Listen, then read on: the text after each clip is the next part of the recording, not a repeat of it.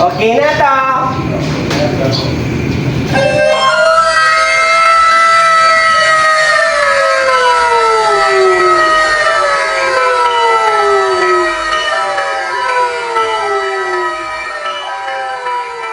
Good morning po family, mga kapiesta, mga ka-followers. Last day na naman po tayo para sa 3 days na pinapasok natin. Kaya araw-araw piyesta na naman po Quezon City Drug Treatment and Rehabilitation Center.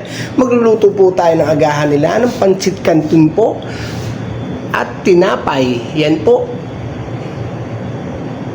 Kaya ano pang hinihintay natin? Mag-start na po tayo. Let's go!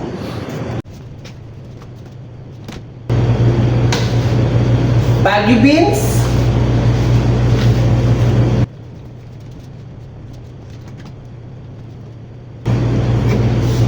repolyo po,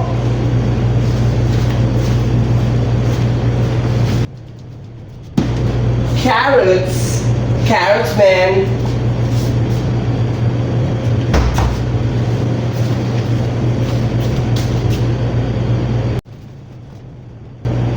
pork liver. Oh.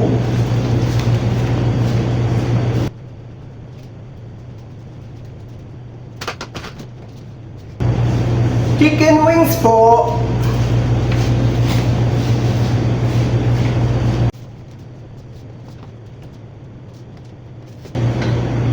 Bawang at sibuyas.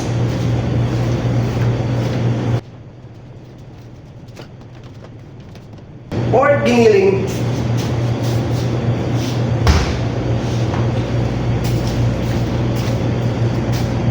Maglalagay na po tayo ng tubig.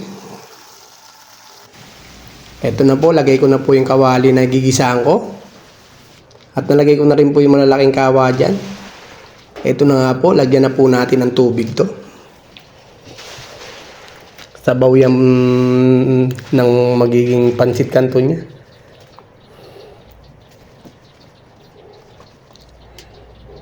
Buksan na po natin yan.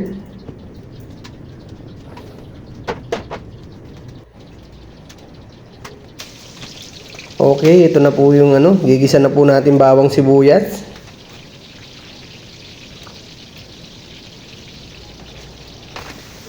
Okay, ito na po yung chicken wings. Lagyan na po natin ng toyo yan. Siyempre, mekos-mekos. Okay, kumukulo na nga po agad to. Timplahan na po natin ng toyo yan. Cubes po. Oyster sauce, seasoning po, paminta, then mekos-mekos. Labas na nga po natin tong pancit canton. Ready na po natin yan. Kung magtatanong po kung anong oras ko po niluluto yan, madaling araw po. Siguro mga 3:30 AM po.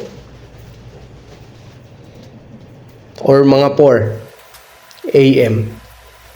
Okay, balik na po tayo.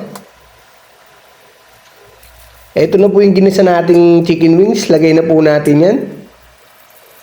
At magigisa naman po tayo ng para sa kabilang kawa po.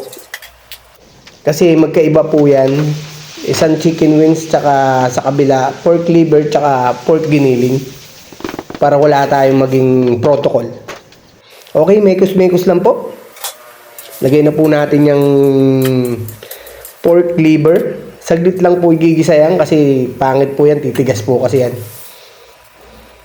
Okay, lagay na nga po natin sa kabilang kawa. At lagay na rin po natin itong gulay na carrots, bagyo beans. At syempre mekos-mekos ulit. At ilalagay ko na nga itong pancit canton niya. Yan po.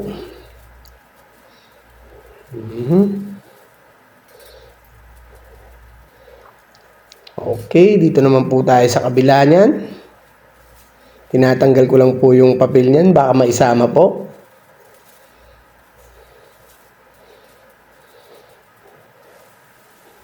Okay po, pinas-forward po. Lagi ko pong pinapas-forward ko siyan, baka kasi magmukhang movie. Masyado mahaba. Mekos-mekos lang po.